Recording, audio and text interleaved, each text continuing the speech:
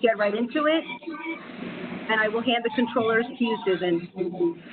Okay, well, good morning, everyone. Sorry for the technical difficulties that we're having, but we're all here.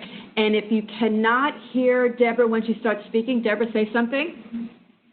Good morning, folks. Thanks for joining us this morning. Great. And so if you can't hear either of us, please put it in the chat box, and we will try to resolve that as quickly as we can. Unfortunately, you're going to have to just look at me today. Deborah is going to be on the phone, but hopefully we're going to give you some great content just give you some great content, I guess. So let me introduce myself first. My name is Susan Ginsberg-O'Sullivan. I'm a certified executive and leadership coach and a certified daring rate facilitator who helps professionals make positive change, let go who they think they're supposed to be, and embrace who they are. I specialize in career and personal development, career strategies, group coaching, and workshop facilitation. I own my own practice and also work at Lee Hecht Harrison as a senior consultant, executive coach, and workshop facilitator, where I help talented professionals take their career to the next step through through whatever positioning, marketing, and effective networking. So prior to becoming a coach, I spent over 30 years to be telling you the truth, in the corporate world as a marketing and communications executive. I'm excited to be here and share some career strategies, especially through COVID, with you. Deborah, why don't you introduce everyone? Great. I'll make it very brief. I am Deborah Goldstein, thrilled to be here. I am a certified coach in conversational intelligence, which is the neuroscience of conversations. I also am a diversity certified coach, and basically I help people in two ways. The first is with intentional productivity, how to design and live a life of clarity, focus, and fulfillment. And I help companies with their inclusion efforts, which is a hot topic these days for certain. So I'm thrilled to be able to participate, even though I can't see anybody. I suppose the first question I would love to understand from you all who have tuned in today is, why did you tune in today? What brings you to this session? What made this session something that was important to you? Is it the interviewing piece? Is it how to network in the time of COVID? And if you would write your responses into the chat box, hopefully Stacy will share with us so Susan and I know how to better contextualize this conversation.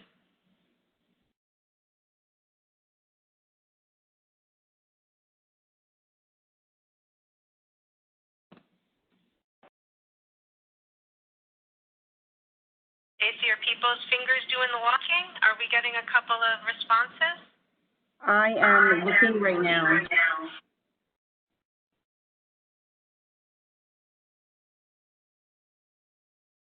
The one question I'm seeing here,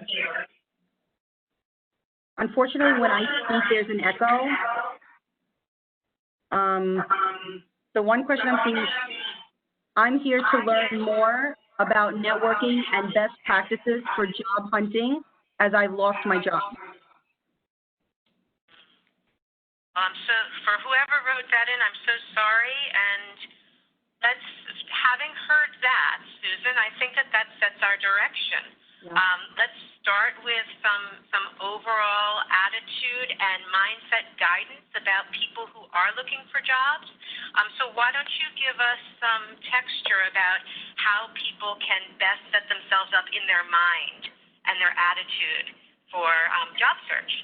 Okay, so just to, COVID has really just thrown a monkey wrench into everything. People losing their jobs, people being furloughed from their jobs. Companies from, I'd say, March until around May, end of May, were in a crisis mode. They didn't know they were trying to figure things out. They didn't know what to do. And starting in June, they were getting ready for their reentry strategies. They've been thinking about it. And so during this time, what companies are trying to figure out, and we as people who are looking for jobs or looking to transition jobs, it's a tough time for us. Nothing is normal. And so first thing you have to do is just get a handle on everything that's going on in your life. If you've lost your job and you have a family, you want to make sure check your finances, see what's going on. looking for jobs right now may take a little longer than they normally would.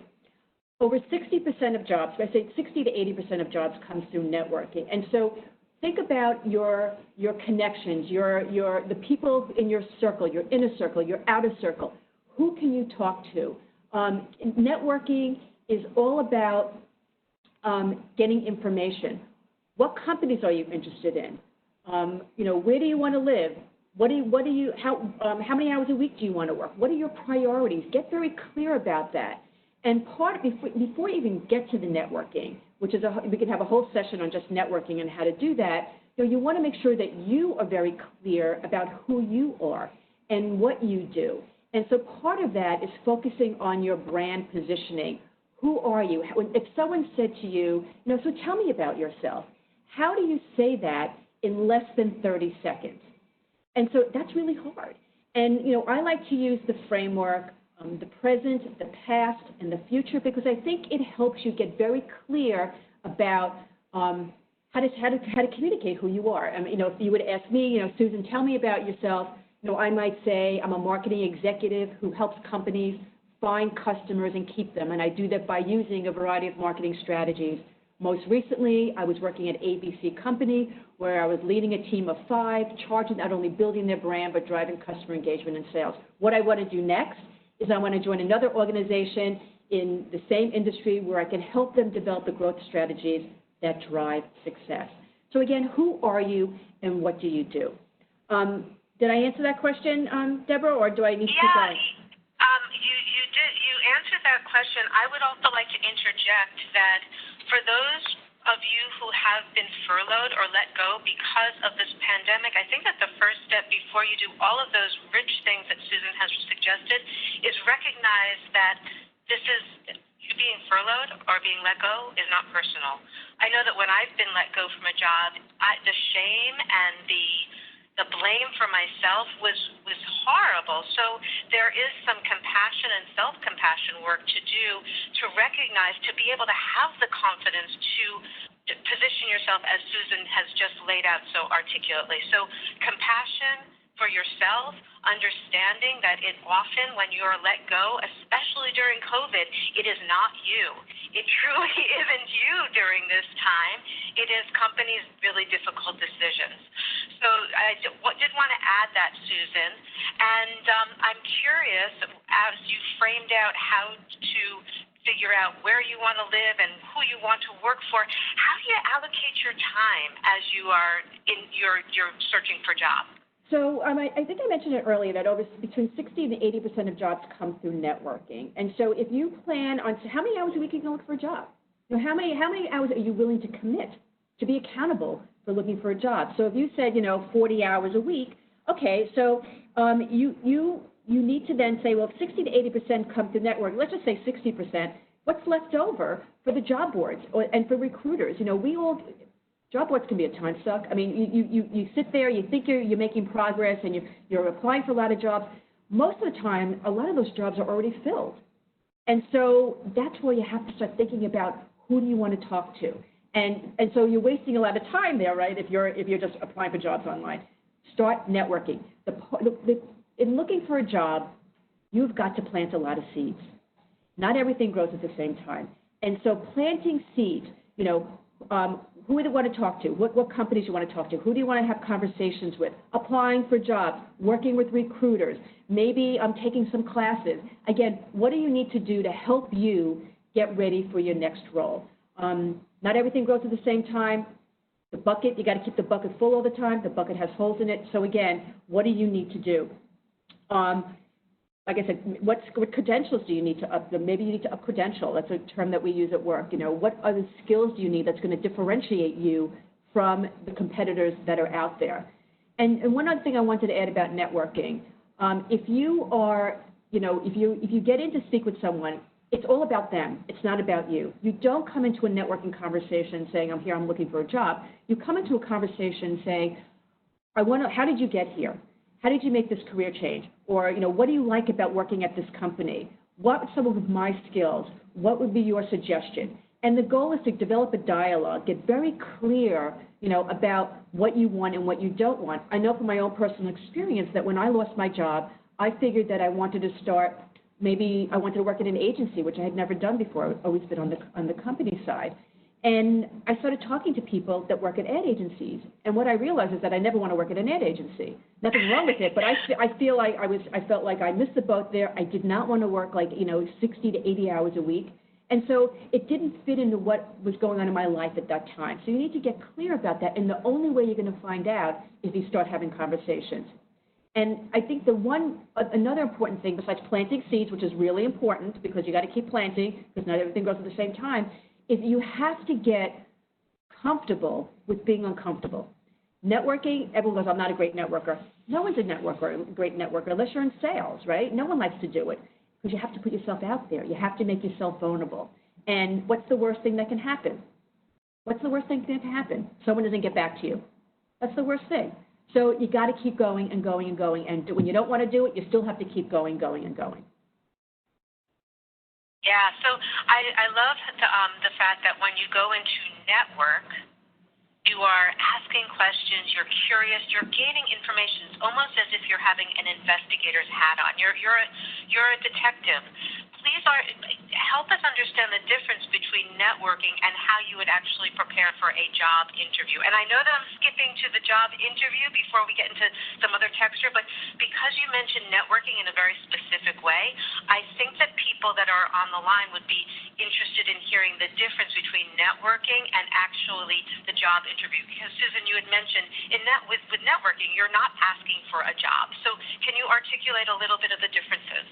Well, a lot of the preparation work is the same. I mean, you're going to want to, do your homework. You're going to want to research the companies. You're going to want to see, read as much as you can about the company, whether it's a good place to work, whether it's not a good place to work. The people who you're meeting with, you're going to want to go to LinkedIn. You're going to want to check out their backgrounds. You're going to see, where they've been. Maybe you have some connections in common because, again, it's all about connecting. How do you connect with people?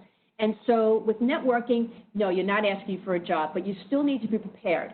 You need to be prepared if someone is asking you a question or, they're talking about something and you actually have an experience in that. And you want to be able to say, you want to be able to contribute to that conversation so they can see how your skills may align. You need to be ready with how to respond.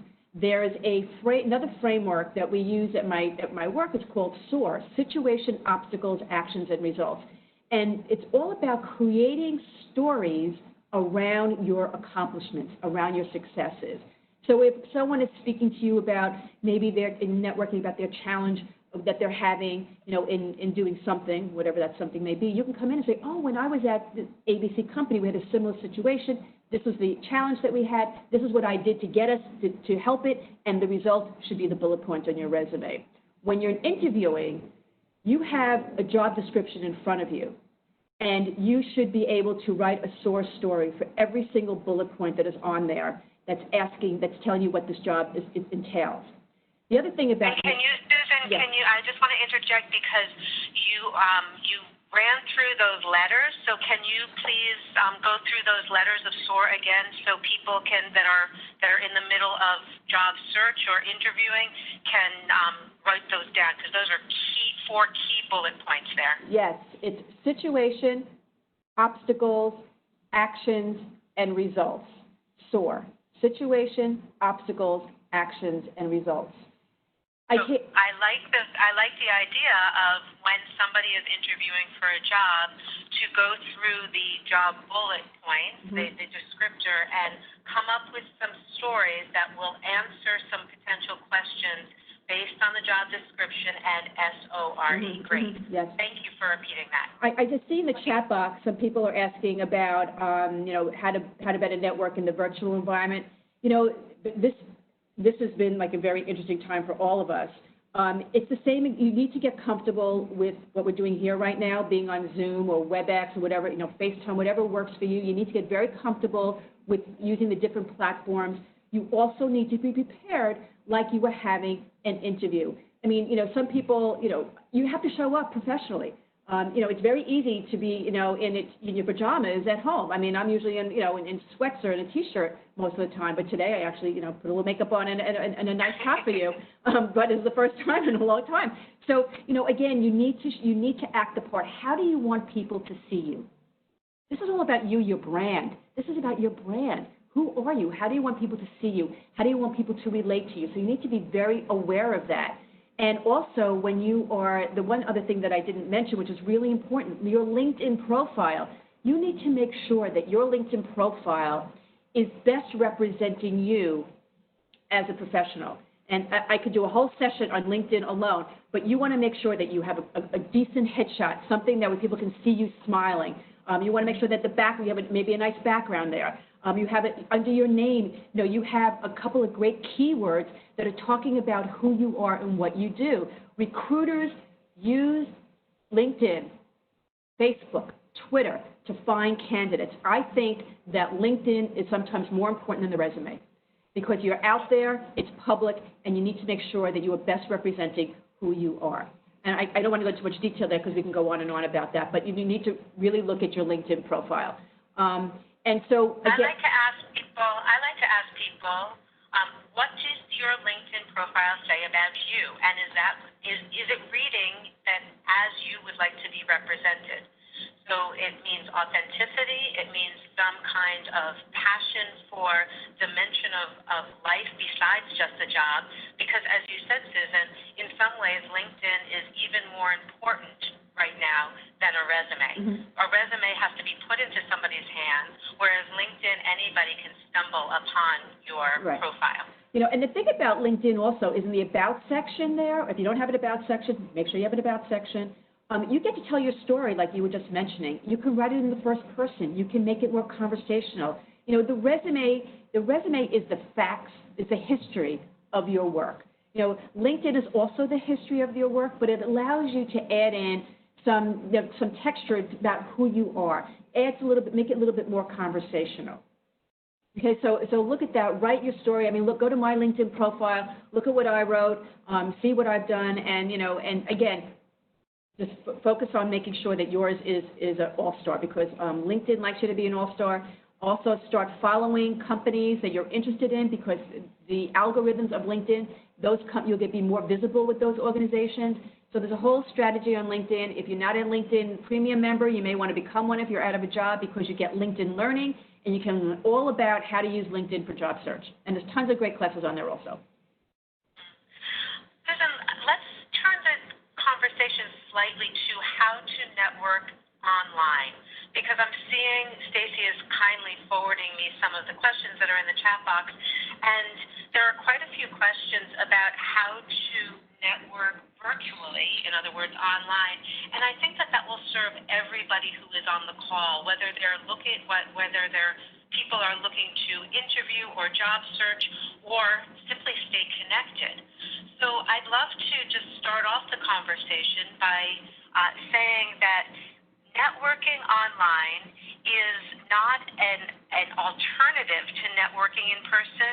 It is an addition to networking in person that has always been available.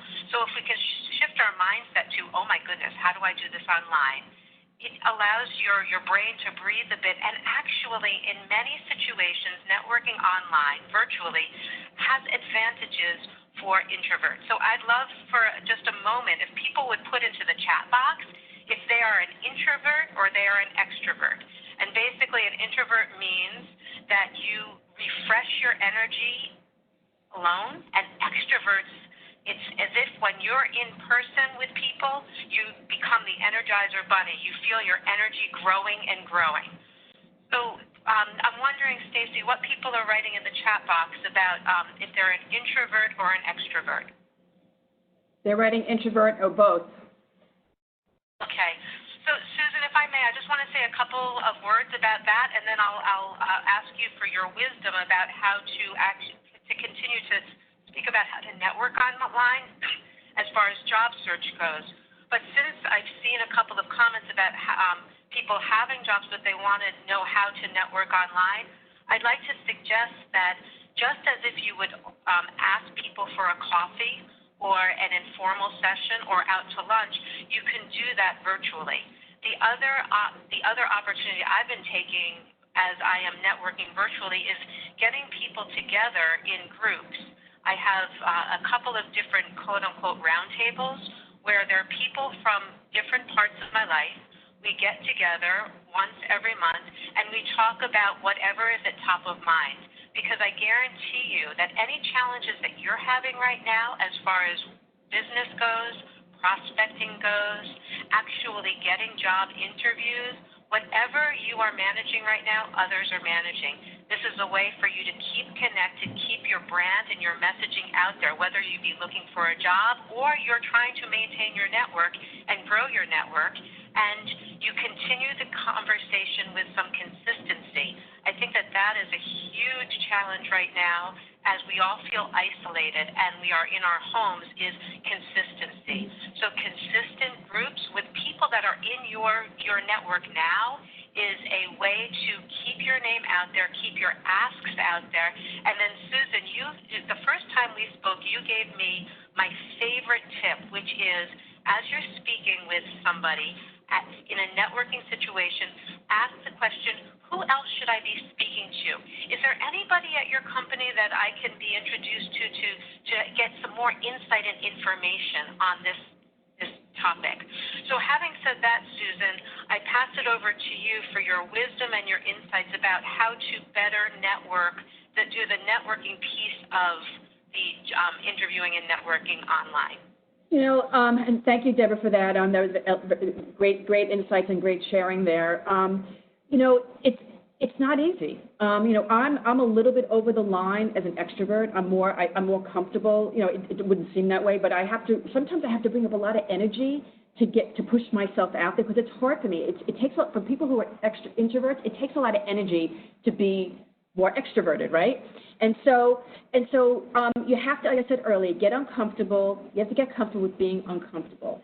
And the way to start is start talking to friends, start talking to family, and tell people what you want because people can't help you unless they know what you want. And so start there. Start with the people who you're most comfortable with. And like what Deborah was saying, what other groups can you join? St. John's has got a great alumni association. Join those associations. Maybe your industry has some great, associations that you can join. Be with people who are doing the same work you're doing. Go to a meetup. Meetups are a great way to start having conversations and build community. Again, how are you building community around the work that you do?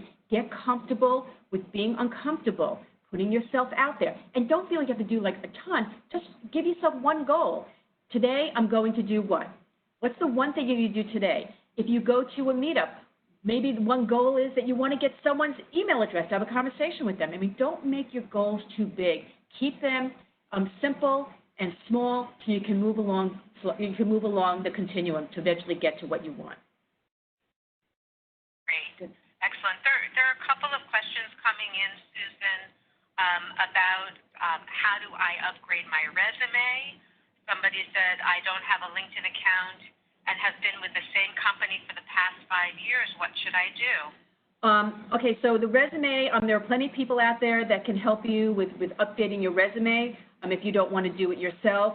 There's lots of great resources online that you can tap into. I think that LinkedIn also has an area where people can help you do your resume. So there are lots of resources out there. As far as the last question was, working at a company and don't have a LinkedIn, you must get a LinkedIn profile. Recruiters, internal and external recruiters, are going to LinkedIn first. They are checking you out, and you need to get it. You need to get a LinkedIn profile. It's just a must-have right now. You don't have to be that active on, but when you're in the job search mode, you need to be using that as a resource for yourself. So again, you can get 1 month free at LinkedIn Learning. Take classes there on how to set it up. The best way to job search using LinkedIn. LinkedIn's got tons and tons of resources to help you with that. But I can't stress that enough about having a LinkedIn profile. Right. Yes. I also want to address this question, which is one of my favorite questions, is I'm afraid to talk to higher level, more experienced people. Are there steps I can take to improve this? So, Susan, may I take a stab at this before I pass this off to you? Sure. Okay, because often the coaching clients I have are looking for to move up within their companies, or to move to different companies. And I've mentioned this before, I like to think of putting on a detective's hat. And when you speak to people that are a high level or more experienced people, who doesn't love to talk about themselves? So if you can think of the questions, first of all, why do you want to speak to the person at the higher level or the more experienced person?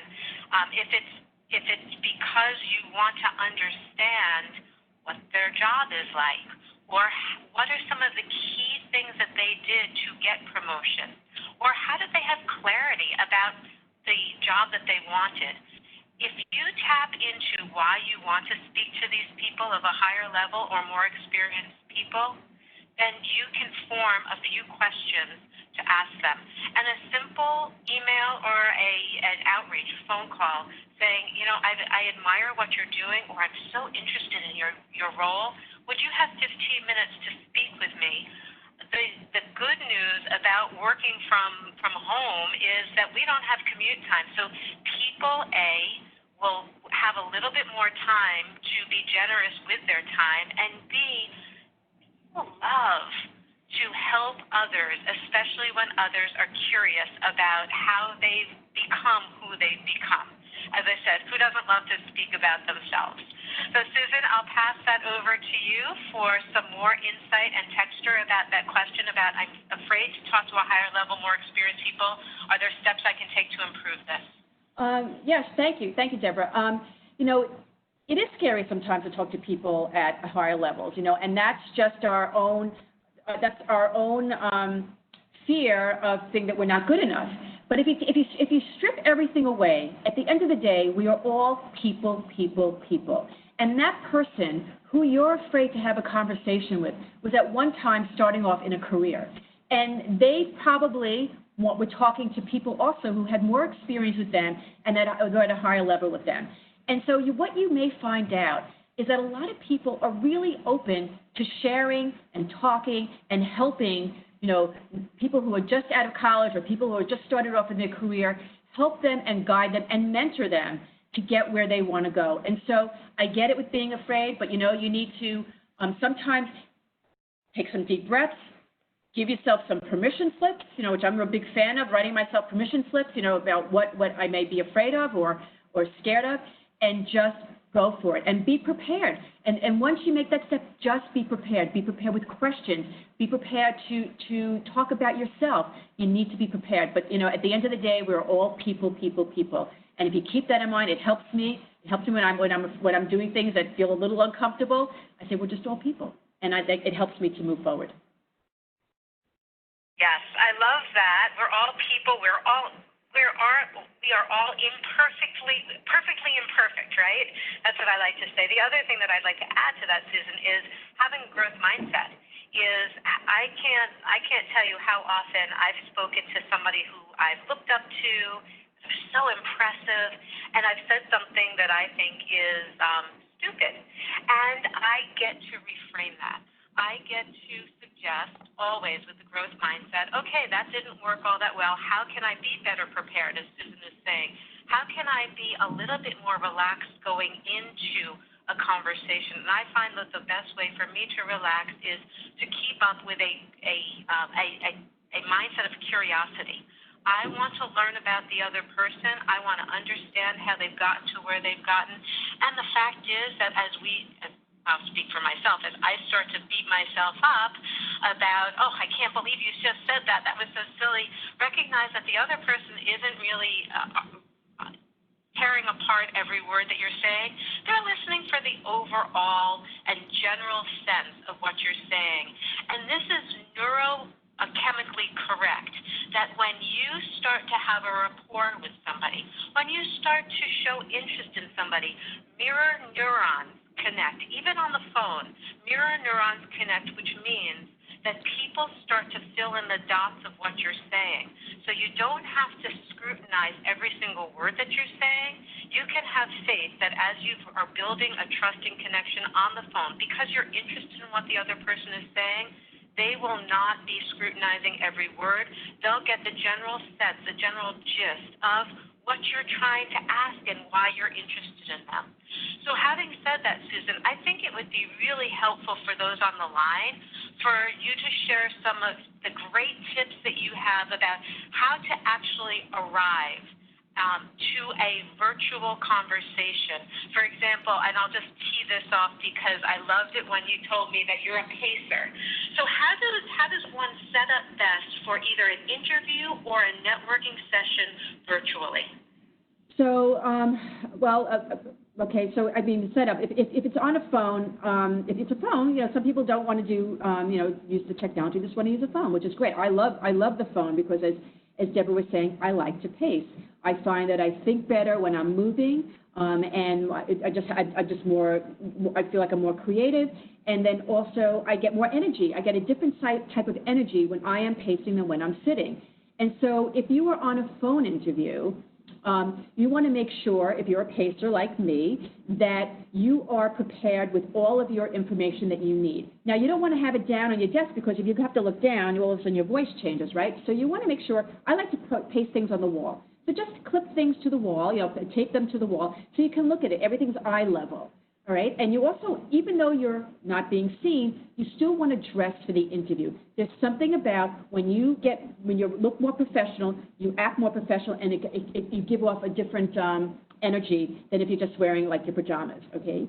If you're on a Zoom interview, again, you want to make sure that you have a clean background, no bicycles hanging, no clothes hanging, the bookshelves are clean, you're in a quiet space, you have your, again, you have to look at the computer, you can't look down. So what I like to do is put Post-its around my computer. I actually have a few Post-its on my computer right now.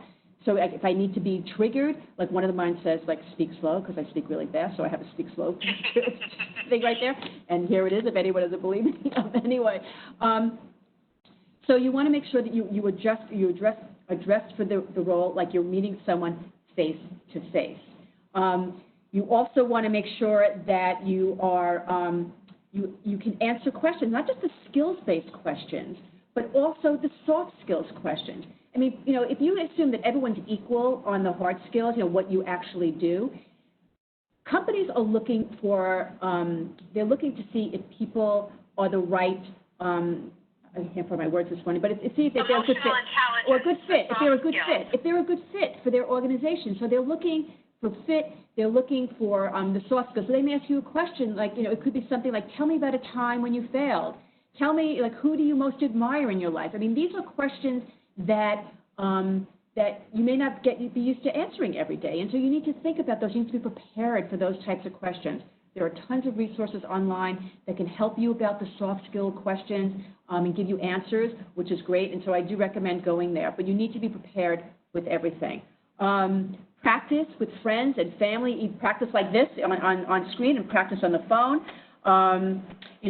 Send thank you notes. You must send thank you notes within 24 hours. I'm like crazy. I probably send it. I don't send it like right after. I probably send it like 4 hours afterwards. Make sure you have questions to ask the people that you're interviewing with. It's really important. What do you want to know about the company? What do you want to know about the role? Who was in this role beforehand? Why is this person no longer in this role? Again, you want to find out what you need to know about this position to see if it's a good fit for you. The other thing is that interviewing is not just a one-way thing. It's not about just the company seeing if they want you. It's also about seeing if you want that company. And so it has to be a mutual connect. Again, are your values aligning with this company's values? It's really important because if they do not, you will not be happy.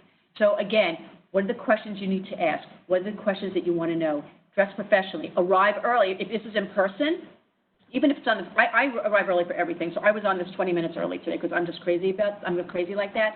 But if you ever do interviews in person again, arrive early.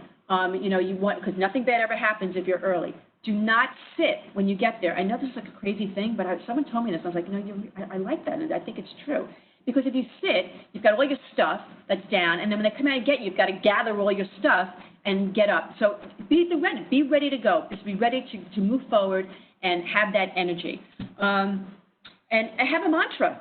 I have a little mantra that helps you when you walk into that arena, that interview arena or that networking arena, whatever arena you're walking into.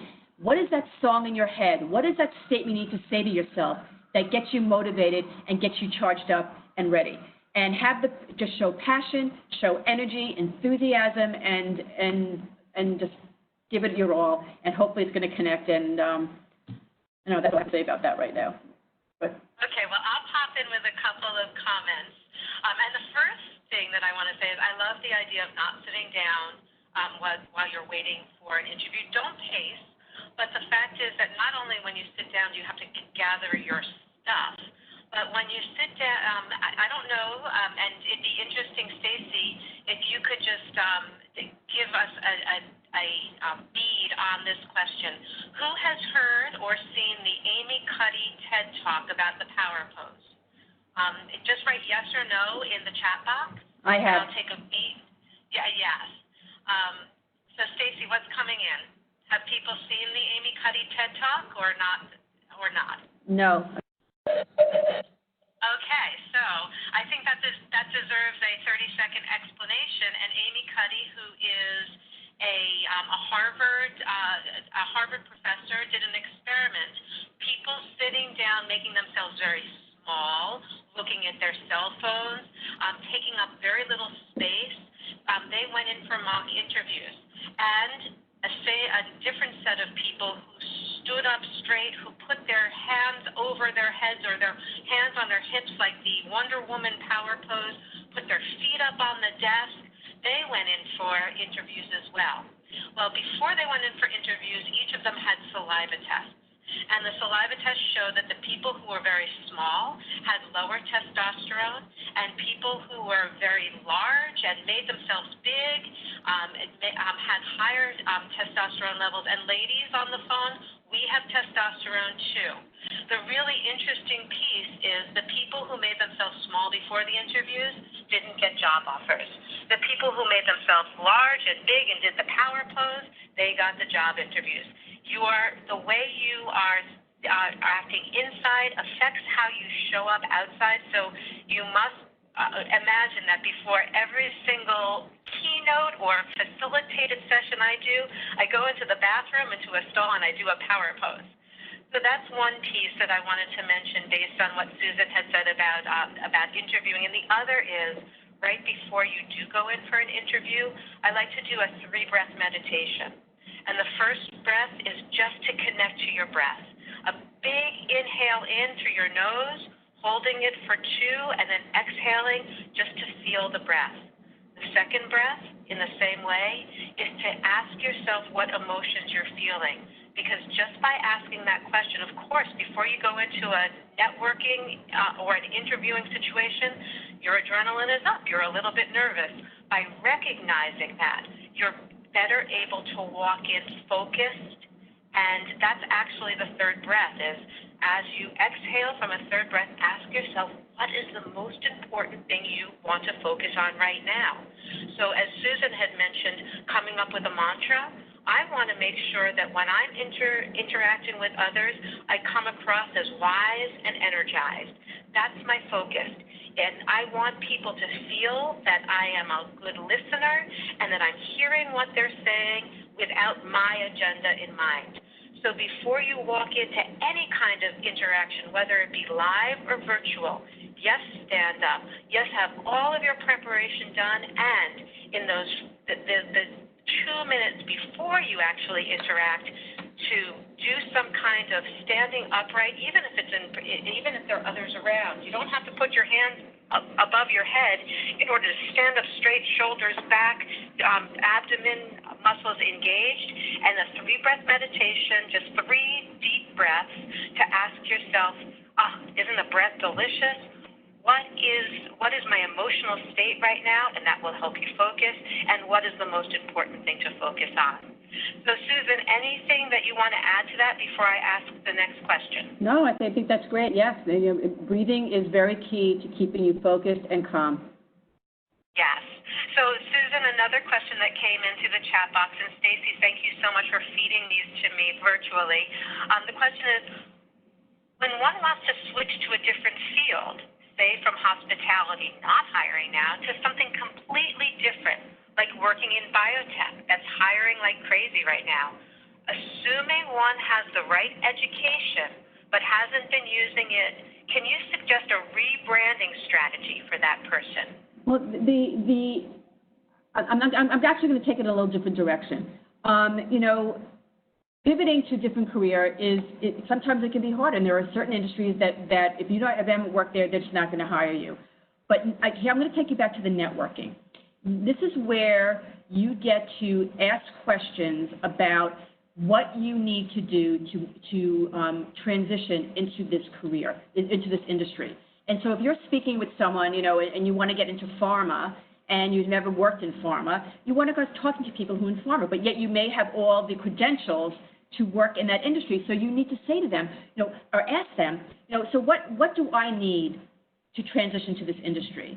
And they'll tell you. They'll say, well, you need to have this, or this, or they'll say, you know what, you have everything. You just need to start talking to people. And so what you want to do is identify what your competencies are. Get very clear what your competencies are and whether or not they align with the type of field or the field that you're looking to transition into. Start talking to people, because just applying for jobs online, it's not going to hit. You're just not going to get found that way, and we can get more into that in a second. But you need to talk to people, have those conversations, see who else you can talk to, who else can you recommend, how do I make this happen? You may have to take a couple of steps down in order for you to move up. And so are you willing to do that? But network, ask the questions, see what credentials you need to have. I personally transitioned from, I was always marketing, but I went from publishing to entertainment to startups to nonprofit. And so, you know, how did I make that transition? I was able to talk about not where I've been doing it, but what I do. And I started off in the beginning talking about my elevator pitch. And my pitch was like, I help companies find customers and keep them. And I do that through a variety of marketing strategies that not only inform and educate, but also drive revenue. There was nothing in there about where I'm doing it. But if you're listening to what I'm saying I help companies find customers and make money. And so think about what you're doing, not where you're doing it. And I have an example where I was working in entertainment, and I was talking to someone in a startup healthcare company. I know nothing about healthcare. And I liked the idea of working for a startup, and he said to me, the CEO said to me, you have no healthcare experience. And I said, you're right, I don't. But what I am experienced in is helping companies find customers. And that's what the role was. And so again, who do you talk to talk about what your skills are, what your abilities are, and how you help companies succeed? What is the value that you bring to organizations? And that's what you need to focus on in your positioning, and as you think about pivoting. Was that helpful? I love the fact that in that example, Susan, you were very vulnerable in that you said, you're right, I don't have experience in this area, but the fact is that you wouldn't want to apply for a job that you've done exactly, like rubber stamp job, that doesn't allow you to grow. I also want to point out with this question, in the question, it says, but haven't been using his or her skills. So they said, working in biotech, hiring like crazy, assuming one has the right education but hasn't been using it, can you suggest rebranding strategy for this person? And what I'd like to add to all of Susan's wisdom is to ask the questions about how the industry has changed, because biotech, I'm sure, is changing a lot more quickly than hospitality, for example. So be vulnerable, just like Susan has suggested. Once you've met people and gotten some interviews with them, some just informative sessions with them, say, I haven't been in the field, the biotech field, for a while. Ask them about some of the challenges. Ask about some of the amazing things that have surfaced since you've been in that industry. It's okay not to know, as long as you don't pretend to know everything. So, Susan, does that make sense? It absolutely does make sense. And this is where your resume won't be helpful. Your resume won't be helpful here, because the resume, again, is your history. And if you don't have on there the work that you're looking to do, it's not going to help you. But what will help you is what's called a networking profile. And a networking profile, and you can go online and type in networking profile, is a document that talks about your future. And so if your resume is your past, but your history, the networking profile is this future and what you want. And it's about laying out, your accomplishments, what you've done. Who do you want to talk to? What are the industries you're interested in talking to? Who are the people that you want to talk to? So it helps people to help you. And so, again, I can't stress enough how networking is how you get a job. And even if you're transitioning and don't have the experience, you can still get a job in that field. You may have to take a step down, or you may not have to take a step down. Someone may see how your skills are transferable. And so you need to, again, just go in there, ask the questions, find out what skills you need or don't need, and ask them, what do I need to do? What do I need to do to transition into this industry? I love that idea of the networking profile. It also helps you think about the direction that you want to go. If you can do that with honesty and without a preconceived notion in mind that I definitely want to be in biotech, it sounds like that networking profile can really open up some lines of thinking to be able to broaden as opposed to thinking myopically. Is that true, Susan? Absolutely. And it's a fluid document. It's changing. And when I told you my agency story, that was on my networking profile. And so I got agencies off of there, done. And I added new companies on. So again, it's a way for you to get clear about what you want, to showcase who you are, not about what you've done, but a little bit about what you've done, your accomplishments, but what you want next. And this is how people can help you. Because the two most important questions when you're networking is, one, how can I help you? And the first one is, tell me about yourself. And the second one is, how can I help you? And that's where you need to be ready. I'm looking to talk to people who are in biotech. I'm looking to talk to people who are in pharma. Again, getting very clear about what you want. Right. So I want to address this last question, and then we'll close up. And this last question is, I think email thank you notes are fine in this day and age, but some say it must be a handwritten note that would take a few days to receive. Is email equally good as written? And I'd like to just pop in and say, to acknowledge somebody and their time and their wisdom in an email is great. But just think about yourself going to the mailbox and opening up the mailbox and seeing a handwritten note from somebody that you have given your time to. And just a couple of sentences saying, thank you so much, Susan. I so enjoyed our discussion. I really appreciated the tips about Post-it notes on the computer and making sure that you are asking questions to help people feel comfortable with the conversation. Now, folks, think about how exciting it is to open the mailbox and have an actual letter in it. And I think that answers this question. Susan, do you have any last parting words of wisdom for these folks? Well, I just want to add to what you were just talking about. If you want to send a handwritten note, it's very, very nice, but you must send an electronic one first. They're like this now. They don't wait. You can't wait 5 days, and who knows how long things will get delivered now. You cannot wait to send a thank you note. I had experience where someone sent me a handwritten note. I wanted to hire this person. I was like, she didn't send me a thank you. No, there's no thank you. And I was getting upset about it. And she wrote me a handwritten note, which was very nice, but it took too long. So send the electronic one, and then also send a handwritten one if you want, saying, again, I want to thank you again for your time. I look forward to hearing from you. But you must get something out within 24 hours. It must be in their box or in their mailbox, whether it's in home mailbox or whatever the mailbox is. It must be there within 24 hours.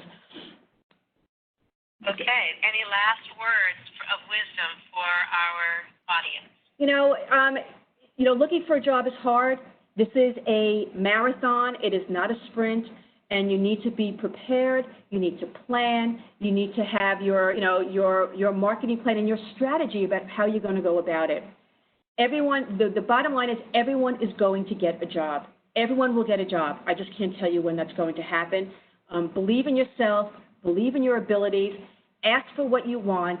Get comfortable with being uncomfortable and keep planting seeds, and you will land. And I am happy to connect with anybody on LinkedIn, and I know that